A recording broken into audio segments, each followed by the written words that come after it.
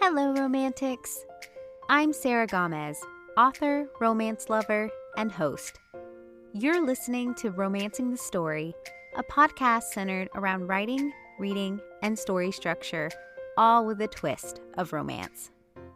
We're at episode 75, and on today's episode, I speak with writing instructor and multi-genre author Amber Royer about writing character growth, character conflicts that fit the genre and dynamics, and structuring character development that helps a series feel new and fresh. Amber released the 7th book in the Bean to Bar Cozy Mystery series called A Chocolate is Announced. The book follows Felicity, an amateur sleuth and chocolatier who is prepping for a murder mystery weekend to celebrate her new line of craft chocolate bars when one of the guests end up murdered. Amber expands on character depth both in our chat and in her series, and when community, friendships, and relationships move forward in a book, so do characters. Specifically, characters coming to terms with family relationship dynamics and how they fit in. Links to connect to Amber and her books, along with other media mentions in the episode, will be listed in the description. I do use some Amazon affiliate links, so if you buy through the link, it helps the podcast and is always appreciated. There's no Sarah story segment in this episode, but if you enjoy my chat with Amber, be sure to catch her other episodes listed in the description. She's the one who first introduced Cozy Mystery on my podcast, and what a lovely inclusion it's been. Even if your genre isn't cozies, Amber talks about writing as a whole and is a wealth of knowledge in regards to character building and storytelling. With that said, let's jump right in. Welcome, multi-genre author, writing coach, and friend of the podcast, Amber Royer. Yay! Thanks for having me on today. Yeah, I'm very excited, Amber. I'm always excited when I get to talk to you. You're probably one of my favorite guests to have on the show because it's always I feel like I always learn so much. And it's always just like a really good chat. So in case listeners don't know and they haven't caught one of your other previous episodes, can you tell them a little bit about yourself and your writing? Well, I'm up here just north of Dallas. We bought a house out in Princeton, so we've moved a little bit away from the city. It's a big adjustment, getting used to that, not gonna lie. I am still teaching for UTA, so if you're looking for online writing classes, there's some talk of maybe going back to in person at some point, but everything changed during the pandemic, so much has opened up for people from different areas to learn. It's been really encouraging. As far as my writing, I have a workbook for writers called Story Like a Journalist, which looks at writing a fictional story as though you were researching a fact-based world so that you can build a story Bible that is comprehensive and allows you to go from one book to a series to work with a collaborator, more worksheets in there than you're ever going to need. I also write sci-fi and mystery. Most of it is related to chocolate. I am branching out onto some new projects, but I wrote a sci-fi series where chocolate was the most important thing in the universe. And I met so many real world chocolate makers that when I decided to do a cozy mystery series, it was obvious I needed a craft chocolate maker to be my protagonist. Well, and now that you've kind of, like you said, you moved a little bit away from the city, I feel like that's just more fodder for your cozy mystery series, right? Like, so maybe new circumstances, new things, you're kind of seeing like a way when you get to a smaller population as opposed to the city. Yeah. I grew up in a small town. I Oh, set my mysteries in Galveston. I actually grew up in Nederland, Texas, which is across the Bolivar Peninsula from Galveston. So that was a place where we went a lot during the summer, or once I got married, my husband and I sometimes would just go on the ferry across to the island for dinner. So I am pretty versed with that type of location and what it feels like to really be in the sea air. Up here, we're a little bit landlocked, but we are now surrounded by a lake, which is kind of cool. But there's been a lot of spiders. Oof. Not gonna lie, spiders are a little bit of an issue right now. We're finding some of the big banana spiders in the back, and Oh, goodness. fortunately, Jake is willing to deal with those because I would just stay inside. Well, you also have like the two kitty cats now, so hopefully they're good exterminators. That's what I'm Oh, they hoping. chase the little spiders that get in the house. Their names Yeah. are Sean and Addie, and I've nicknamed Addie Addie Batty because she is the one who is always chasing whatever gets in.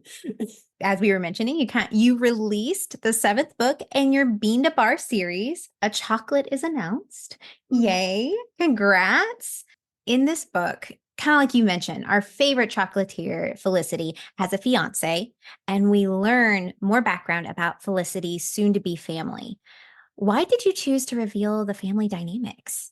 Well, she's moving forward. So the first 6 books were pretty much a complete arc of her going from being a recent widow, dealing with loss and grief, moving forward, reconnecting with family because she had moved away and now she's moved back. So she's connected with her family and friends in a different way. And now that she's finally become whole enough as a person to choose a love interest, because there was a love triangle that we closed when she finally made her choice, she's got to realize that there's another phase. There's a whole lot left towards moving into a new healthy relationship that's not gonna be the same as the relationship she previously had, that's not gonna be the dynamic with the family that she previously had. And so now she's coming into a situation where she has suddenly solved 6 murders, because with murder mysteries, you have to. So they're like, "What has he gotten himself into with this crazy woman who keeps poking her nose into things and getting involved in crime?" So we bring them in where they're going to see her in action and be able to judge her a little bit better. And it's her first chance to really get to see the dynamic that he comes from. Yeah, and I feel like that's something that we kind of talked about it before that you had kind of tracked out a little bit, just a little bit, right? A kind of like basic beats of kind of your series. And that this was kind of like the shift. Like Yeah, when once we kind of figured out the love triangle up to this point, like kind of where Felicity was gonna go with that. Is that kind of on track with what you were thinking? I know we kind of I can't remember exactly which book we talked about, and I didn't know if you had specifically nailed down the book which you were gonna kind of shift that. I'm going to be a little bit vague because spoilers, but Okay, fair. so yeah, she's made her choice, and the fiance's family dynamic shows up, and his sister walks into the picture, and all of a sudden it's like, okay, this is him, but dialed up to 11. And now Oh. she gets to interact with the sister, and there's this competitive nature. At the same time, she feels like she has to prove herself. And then she sees that the two of them are on a whole different level.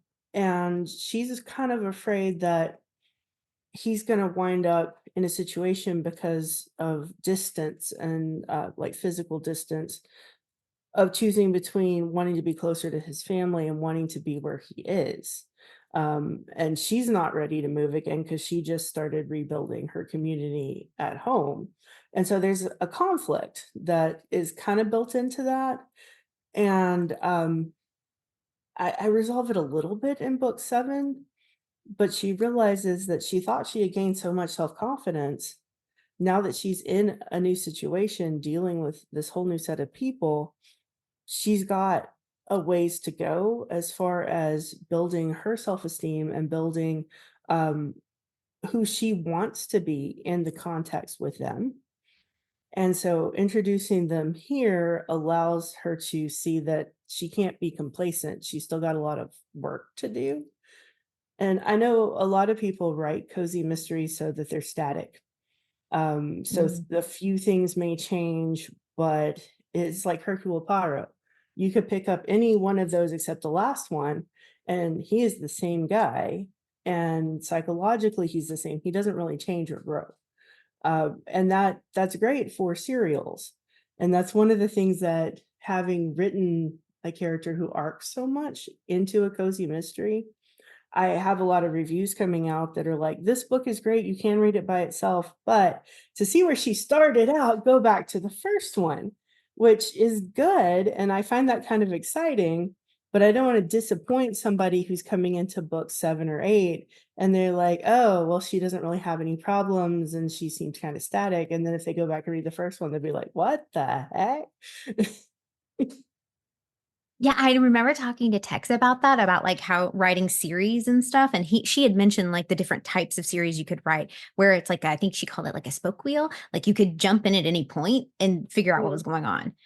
yeah, And then versus, like, the linear one, which is like, yeah, you can read it out of order, but you might be a little confused, yeah, and it's probably best enjoyed, like, in order, right? Or, yeah. like, kind of diving in that way. I love that you added arcs too, that feels like such a natural arc to have conflict, especially with family outside of yourself. Yeah. So, And it is kind of both because you have the challenges of having something where the community and friendships and romantic relationships are moving forward. But at the same time, each story is self contained because it's a mystery. So mm, you do those same steps of, okay, here's my character doing her thing, and here's how she's going to intersect a crime. Here's the suspects, and then at the end, there's got to be an element of danger, otherwise it's all very anticlimactic. So there's a framework in which you're working that allows somebody to come in and be like, okay, well, there's this character. She obviously has history. And sometimes that's good because the character feels so much more fleshed out when it's obvious that they've been on some other adventures, they've done some other things. These characters know each other, they already have a way that they interact set up, and then you get more goofy humor and stuff like that that you can play with. Um, at the same time as somebody coming in is just like, okay, well, I'm being introduced to these core characters that are going to be in this one, and the new characters who are going to be involved in the actual mystery aspects. So it's a delicate balance. but I do feel like, for me at least, and that's just for me, I feel like it's almost like a relationship when I'm with these characters, because I feel like it just reveals, like, every book reveals a little bit more to me about who they are and how they operate. So it's always, like, really interesting when I'm on the arc with the character and just learning a little bit. Like you said, she learns a little bit about herself too, and so do we as the audience. Is that a common thing that happens in cozy mystery? Because I know we've talked about, like, what makes a cozy mystery cozy, and I didn't know if that was kind of one of the hallmarks. Well, usually you have cameos, basically. You Oh, have friends who show up. There's usually somebody who's a sounding board sidekick. Sometimes there's a lot of pets in cozy mysteries. well, So if you go down the mystery aisle and you see a happy dog, that's probably going to be a cozy. And I know a writer who writes thrillers, and there's dogs on the covers. And she has to be very clear with the cover design and also with the blurb because people will assume, oh, it's the woods and there's a dog, it's a cozy. But they're police dogs, and it's, they're tracking down killers, and it's pretty gritty and all of that kind of stuff. It's so that's the difference. With a cozy, it's a safe space for the dog's not going to die. You know, right. That's what I if need to know. where if there's a cat, the cat may feel like it's in danger, but it's never really gonna get hurt. Um, Cozies, you come to rely on people being there. On if there's a betrayal, it's not gonna be one of those core characters that you've come to care about. If there's violence, it's off screen or very vaguely described. Um, Language is usually pretty soft. Romance is kept pretty clean, and you kind of know what kind of ride you're getting into when you look at the covers. And okay, well, here's a bake shop and a cat. This is what I'm coming into. Here's a library, and there's again a cat. There's a lot of cats and Yeah. dogs. And so one of the questions that I wind up talking to people about is, why not all these other animals? Because people love, for instance, the woman who does Lone Star Literary, the one who was retiring and handing over the mantle, she was so excited about the new book because there's a ferret, and she's like, "Where are the cozy mysteries involving ferrets?" Because she used to have some when she was a kid, and they always have had a soft spot in her heart. And so that's one reason why I let Felicity interact with all of these different animals, because it shows a different side. The same way introducing things like family shows a different side and allows the character to be a little more well-rounded in the way they interact with different things and people. For instance, Felicity has never been really around ferrets, and rabbits and ferrets don't usually mix. So I have to have her think what she's going to do. They're having this, it turns into a locked room mystery in a hotel, right? So her aunt has been flipping this hotel. And so one of the guests shows up with a ferret, and she's a little bit afraid of it, but she learns to find the cuddly side of ferrets along the way. But we have to get Knightley out of the way so he's not in danger. There's no real conflict. We're not going to get into, can you have these two animals in the same vicinity? Because that starts to not feel cozy. So I use it as a reason to introduce another character. So we have her best friend show up, and her best friend comes to take Knightley for the duration of the ferret's stay at the hotel. And we get that character coming in and out and talking, and it's a good way to segue into those friendships, those little cameos where the friends come back, or we visit the yarn shop where her friend works, or we visit the hospital where her friend does anesthesiology, and all of those things where we've met these characters, and by the time you get to book 7, a lot of them have been suspected of a murder or have come in with important clues or help solve the mysteries. And so because we get to know them better, we like them more. And there's even a character that she starts out in book 1 kind of at odds with. So we have Ash, and he's got this blog, and in the first one, he's implying that maybe she was the murderer. And she's like, "Ugh," and feels like he's a thorn in her side. But by the time we get to book 7, she's been on his podcast. And people just love Ash. When I talk to people about what they're hoping to see in the series, they're like, "Ash is coming back, right?" And so the next book is actually gonna be set in Japan. I'm going on a trip where I'm gonna be lecturing aboard a cruise ship that's circling Japan, and I wanted to do a little bit more book research during that point. But I'm not going to waste that. They've got to eventually go, right? Mhm. So, book 8, I've got to figure out a reason that Ash is going to get on that airplane to go to Japan, because it just wouldn't be one of these books without him.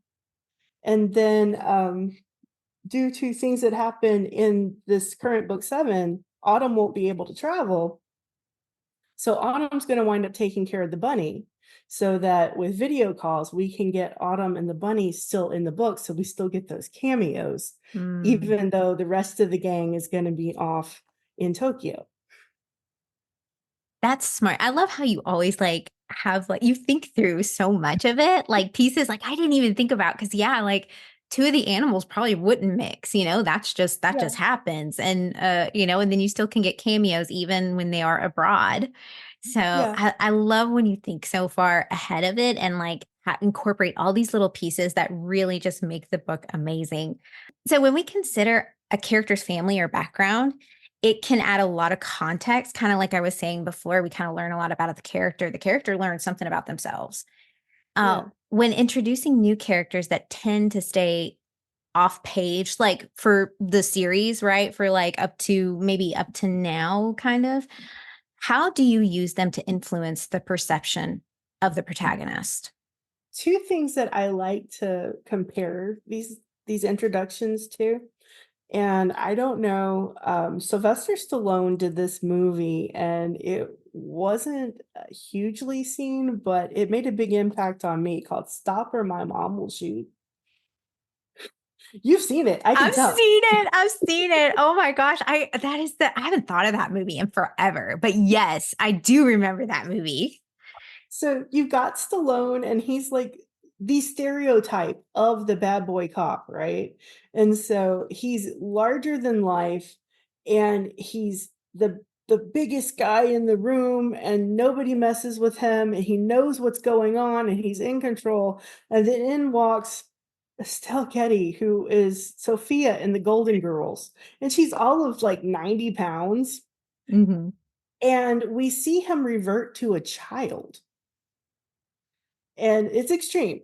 Um, you don't really necessarily want, when you're writing, for it to be as extreme of a shift, but we see her start to take charge, and we see him kind of pushing her away and putting her down because he's never moved past that point when he was a kid and he saw his mom as controlling. Mm. And so we see a character that typically wouldn't get an arc, that cop who's in control, and maybe he's in a buddy cop movie, or he's gonna, stop all the big thriller elements. Now all of a sudden he has to arc into an actual adult and come to a relationship at the end of the film with his mom, where he can respect her and she can understand that he's grown up and needs his space and his boundaries. Where she was genuinely worried and a little overbearing, but that shift when she walks in completely changes how you view the character. And Mhm. then there's a more subtle one, which ironically is from an anime, which I like the mystery ones. And there's a lot of different ones. Like there's one where all of the characters in, or all the writers in big mystery literature like Poe, they wind up being the characters.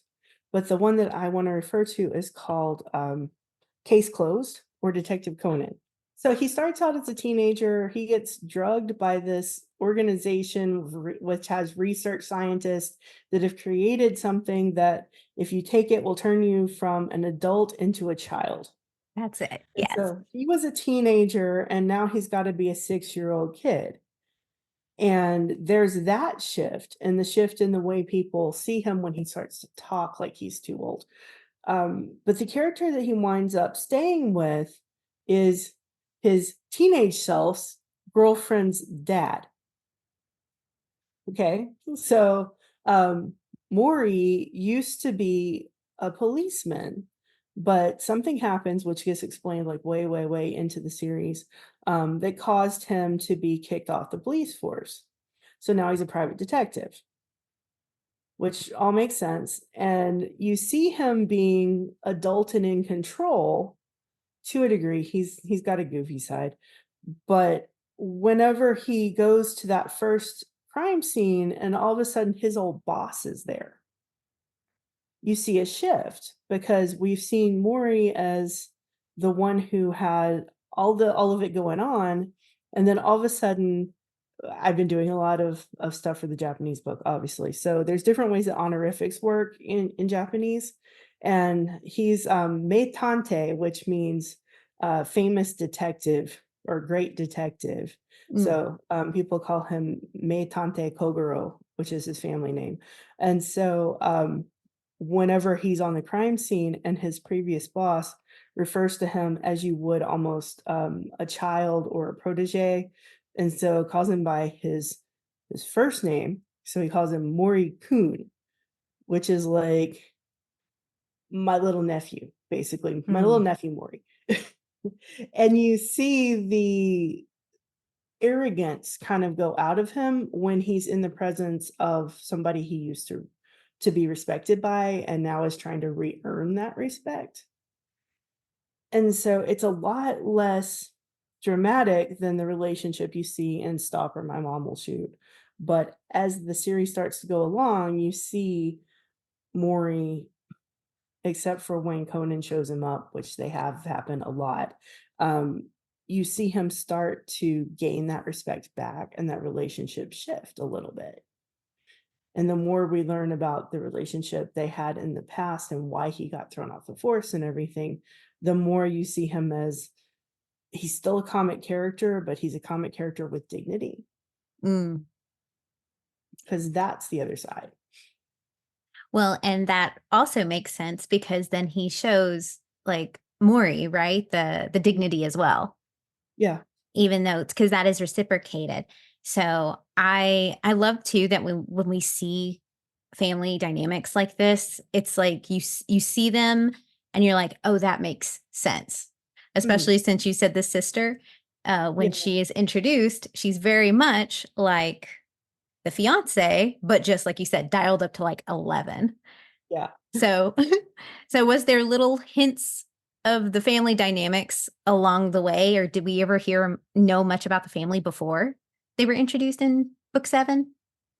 Well, in the first couple of books, when she's getting to know both of the love interests, so the new guy and the guy that she hasn't really seen since high school, um, there's some things about both of those families that are going to be introduced because you're going to ask Mm, things about siblings and stuff like that, and some of it was kind of understated because at that point I didn't really know, or I hadn't really decided what to do with certain characters.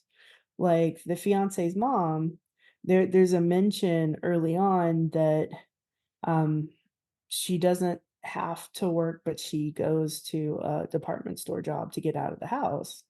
And when you finally meet her, you realize that she's so much more than what that implied, and that the only reason that she doesn't still fly planes and stuff is because of an injury.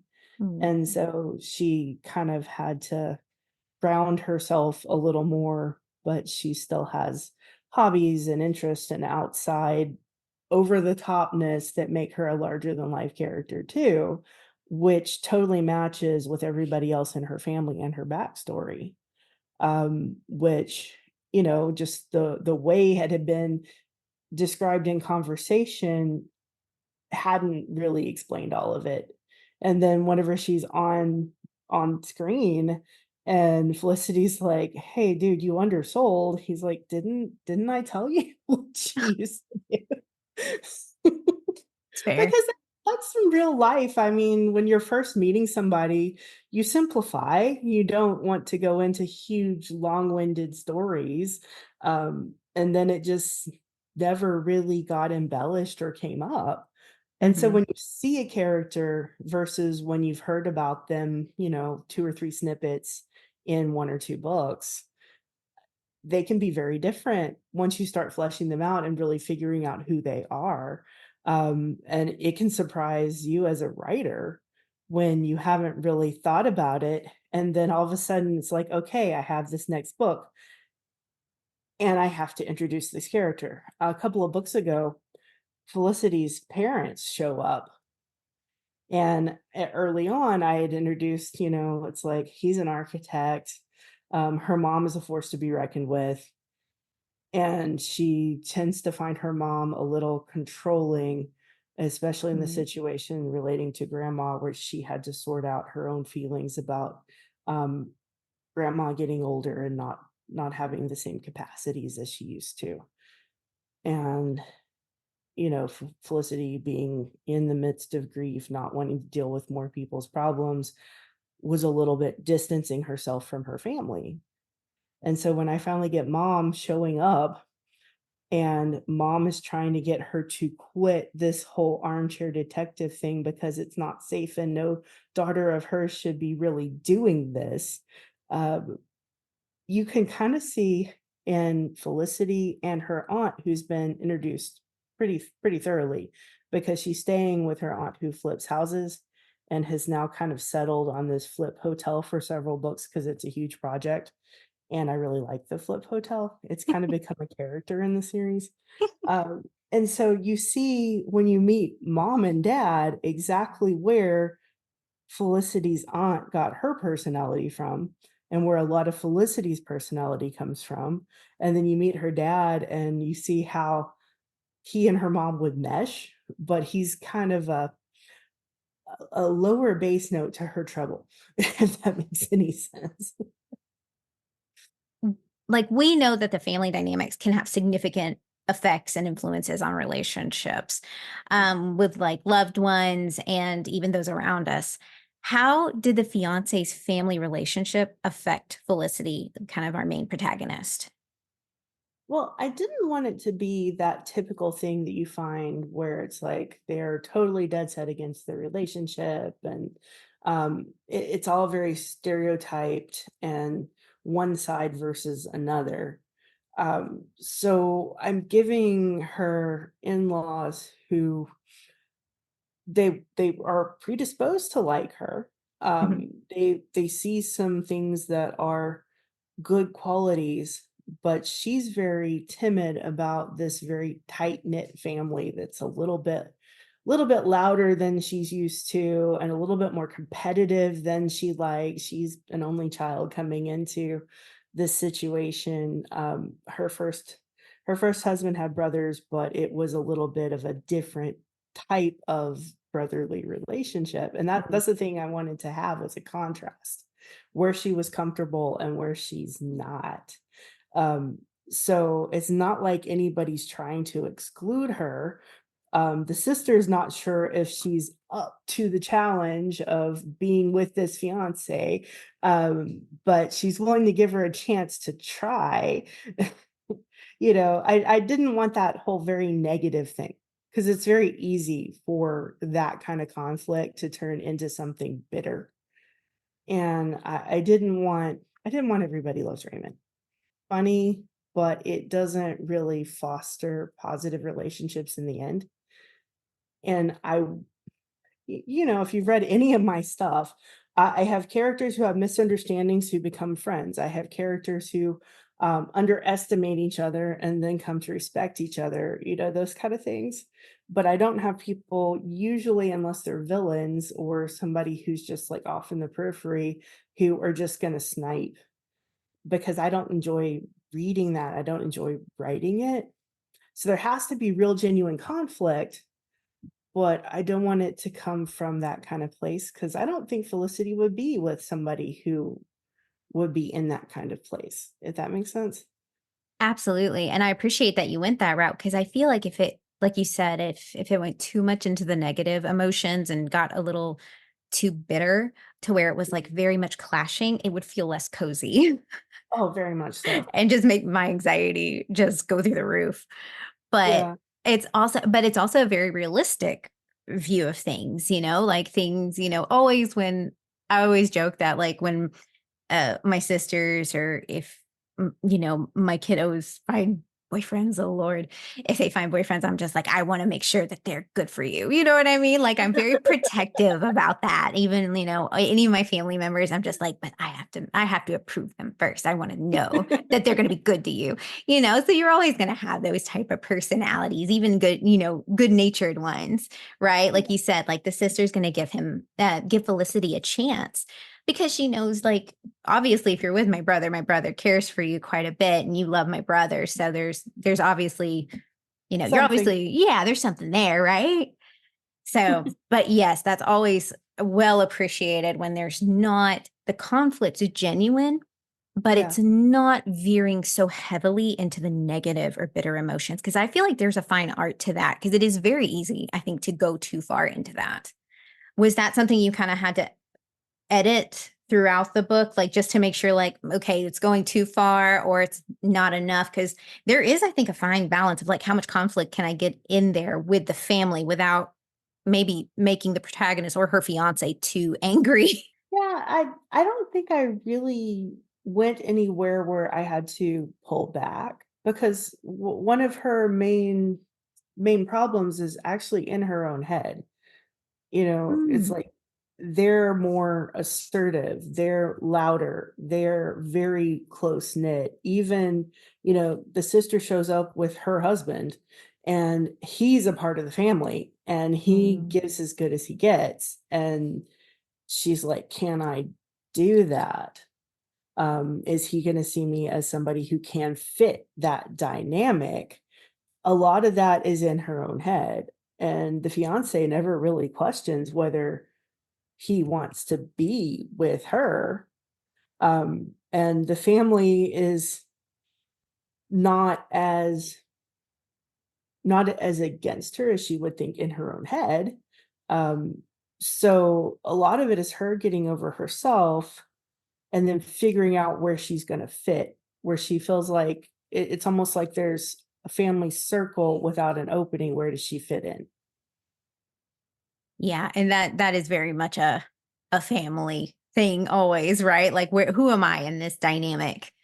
And where are So the in jokes that I don't get and the history that exactly. they have? And oh my God, did he really, tell them his sister was following and leave her in the middle of the wilderness when he was like 12?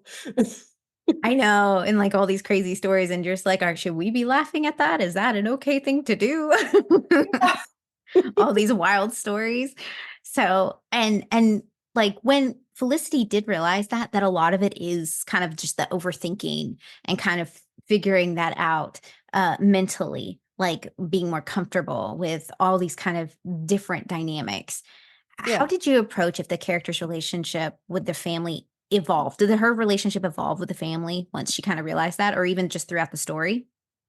It does over the course of the story as she interacts with them and they see that she's a little more level-headed than it seemed whenever they're reading Ash's podcast about the salacious mysteries that she has solved and the dangerous situations she has put herself in as an untrained individual. And they start to realize that she isn't doing that on purpose. It just sort of happens, and she's in the right place at the right time. And they also get to see her be competent. And Hmm. so the sister is like, I'm going to solve this before you, obviously, because I have training and background. And Felicity's like, yeah, about that. And so, in a way, she does start to step up and it pushes her out of her comfort zone. It makes her a stronger character for it. And she's seeing that there is some similarity between a dynamic she's comfortable with and the fiance's family dynamic, and she starts to see what he sees as to how she fits in his life, which, to me actually helps deepen our understanding of their relationship and the whys from his side, which is always hard because when you write cozies, about 80% of the time they're first person. And so you get a lot of her side and her thoughts about things going on. And then you get his dialogue.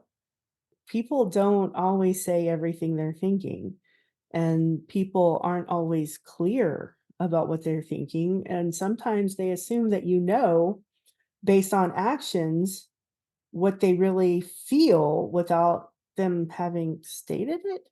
And so having this pull into where he's coming from, I think strengthens the balance of seeing both sides of the relationship and why the characters do actually need each other.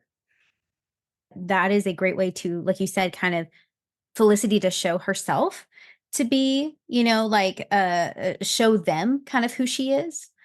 And like you said, we take for granted quite often, like that people may not vocalize how they're feeling or what's going on in that certain Yeah. moment. So like that's really an interesting dynamic to think about on the flip side as far as like for the family, like how Yeah. she can prove something, Felicity can prove something to herself as well as the family.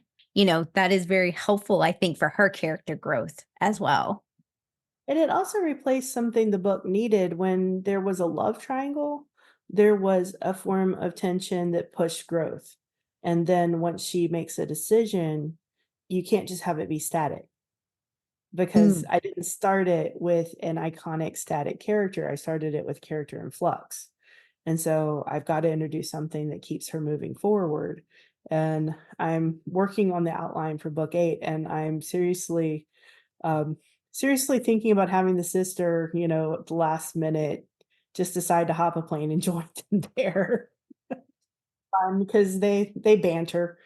Banter is important in the kind of stuff I write. Yes. Oh my gosh. I love a good banter. You can never, ever, like, always. That is just like something I will eat up all the time is good banter. I didn't really consider that because you had mentioned that earlier, that this was kind of a shift for her as far as like there is no more love triangle necessarily. We kind of figured out who we want to be with. So there are other potentials for growth and it's finding that like Yeah. in those little pieces. Was that always kind of what you thought of? You're like, okay, I'm going to introduce his side of the family because that'll give me something to kind of play with. Well, I originally thought of it as a 6-book arc, and then Mm. it kind of just kept snowballing, and people were like, "What's gonna be book 7?" And I'm like, "Okay, well, people are gonna cross that hump of, okay, it feels like they're I mean, we have a proposal scene in book 6, so yeah, she proposes." But it feels like there's something that kind of naturally wraps it up, but you still have her in the middle of all of these mysteries. She's still got a lot she wants to do with her business, and there's things about chocolate that I want to explore. And that was kind of when I first started them, it was an homage to all of the chocolate makers and chocolatiers I had met when I was researching and marketing the Chocoverse sci-fi stuff. And so I at some point wanted them to go to Origin. So that means Mm, going and meeting farmers and actually interacting. And I've done that in a couple of places where I hadn't actually planned to send her. I wanted her to go to Brazil because I think the rainforest there is beautiful and I would love to write about it. But I've seen cacao plantations in Hawaii and in the Caribbean and in Mexico, but I've never actually made it all the way down to South America, and I was like, "Okay, well, I wanna do the trip to do the research and see how they farm in Brazil if I'm going to send them to Origin," and originally, I wanted that to be book 8. Plane tickets got really expensive to that's fair. Brazil. Jake's boss is actually from there, and they tripled between the last time he went and then this last year when he was thinking of going. And so I kind of settled for something I know a little bit more about, and then I'm going to push going to Origin later. So I've got more Mm, that I want to talk about and more stories that I have in mind. And it expands her world a little bit. So the reason she's going to Tokyo is for a chocolate festival. And that was kind of where I got my start with all of this chocolate stuff. Oh goodness, it's over a decade ago. We went to a chocolate festival, and it was when craft chocolate was something nobody had heard of. And we met Art from Amano Chocolate. He's out in Utah, and he's one of the founder guys for craft chocolate. And he's an ex archaeologist. And some of the other ones that I've met are ex engineers, and when craft chocolate started becoming a thing, it was all about invention and getting close to food and making your own machinery and stuff like that. And so I have some aspects of that in my character that I haven't really gotten to explore.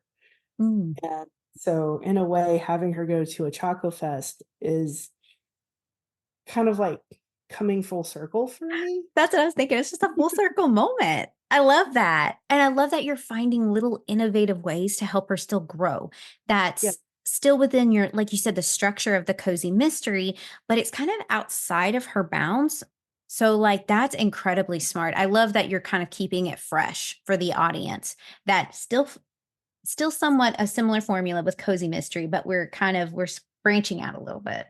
The problem with an amateur sleuth is that you have to keep coming up with new ways that it's realistic that they get involved in a crime. So the first book was easy. One of her employees dies at her grand opening party. Mm, And then, several other deaths happen near her shop. But I wanted to keep the craft chocolate aspect kind of front and center. So when she goes in book 3 onto the cruise ship, you have the murder happen near her booth in the gift shop kind of thing. And so there's been a classic book introduced because there's all these little Easter egg things that I like to do. And that's one of them. So people who read cozies a lot of times they read other genres and they love things like classic literature or your really classic mysteries, things like that. So it's gotten to the point where every time a new classic book comes into her life, she's really afraid something's going to happen. And keeping that fresh and different has been a challenge.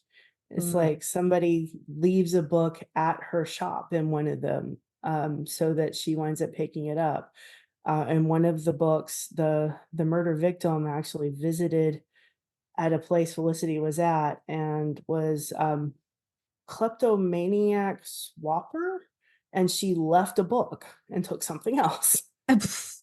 So this one, where Felicity has kind of a reputation, and for the cruise, I've been doing a lot of research. One of the presentations I'm going to do is on the history of mysteries in Japan.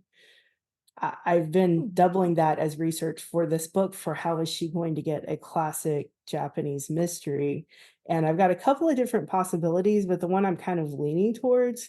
Okay, so if you look at all of those animes and where a lot of the classic Japanese mysteries come from, they pay homage to classics like, Poe started it all, and Christie and Doyle and all of that. Sometimes you'll have books like there was one called The Decagon House, and I think it was Hmm. published in the 80s or the 90s, and you have a college mystery lovers club, and they go to a Hmm. deserted island, and they don't expect things to actually happen, but, of course, it being a mystery that we have, and then there were none sort of kind of referenced, and then everyone's like, "Ah, we all know the tropes, blah, blah, blah, we can have fun with that."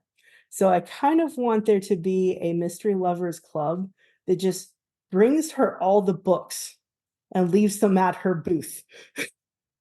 So, but yes, but I love that it's like I said, the little details that you think of because yeah, she may not encounter, she might encounter like mystery books, that classic mystery books that are outside of what she might normally find, right? Yeah, In Galveston. So, and I love that you're trying to incorporate that as well. And again, making it always feel fresh and new because that seems like that is a challenge when you're doing something kind of episodic in yeah, kind of nature building on a structure.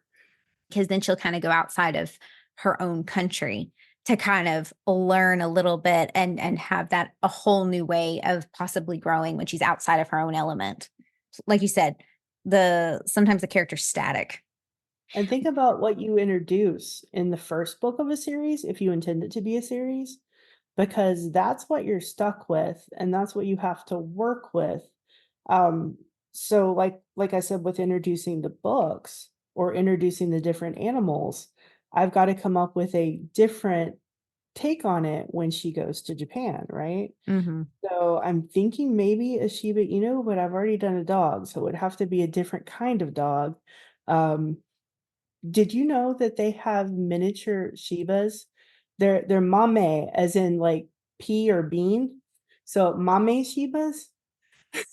Oh my gosh. And that would be cute because like a coffee bean. Uh-huh.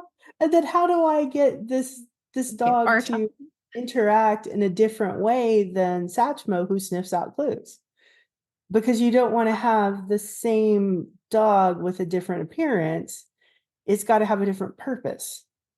And so yes. anything you introduce as a pattern, starting with the first book in your series, so I've got the animal, I've got the books, I've got at least one misunderstanding where she makes a new friend out of something that didn't seem like it was going to go well.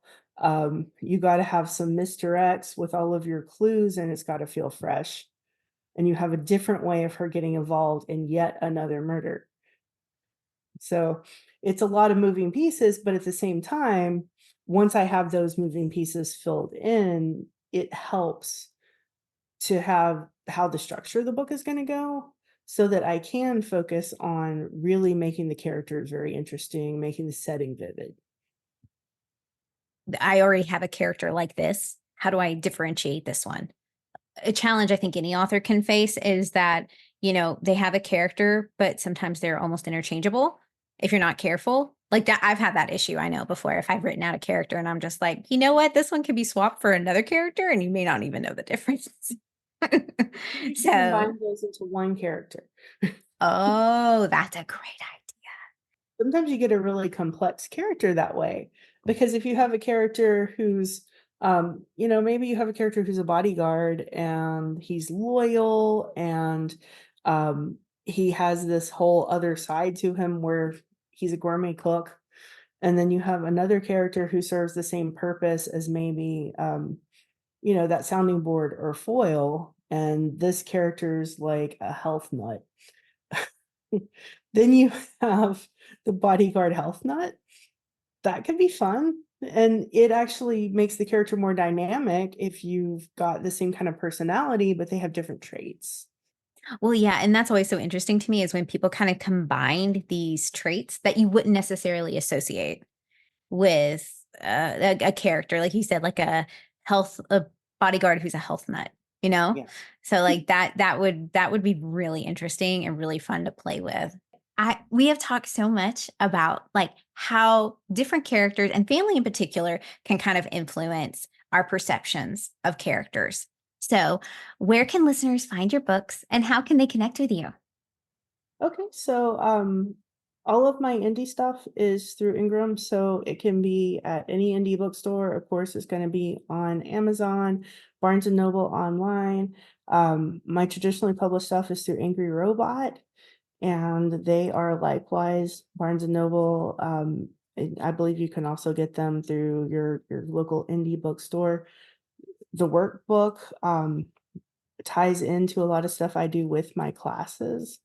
So that's always fun. And if you're looking for me online, I am Amber Rare Author pretty much everywhere. And I'm active on Instagram and Facebook. Thanks so much to Amber for joining the show. If you like this kind of content, don't forget to subscribe wherever you listen to podcasts. That way, you're the first to hear new episodes when they drop. And if you get a chance, feel free to leave a review. It helps support the show and allows for more opportunity to bring in all kinds of fantastic guests. As always, stay safe, be well, and keep writing. Bye!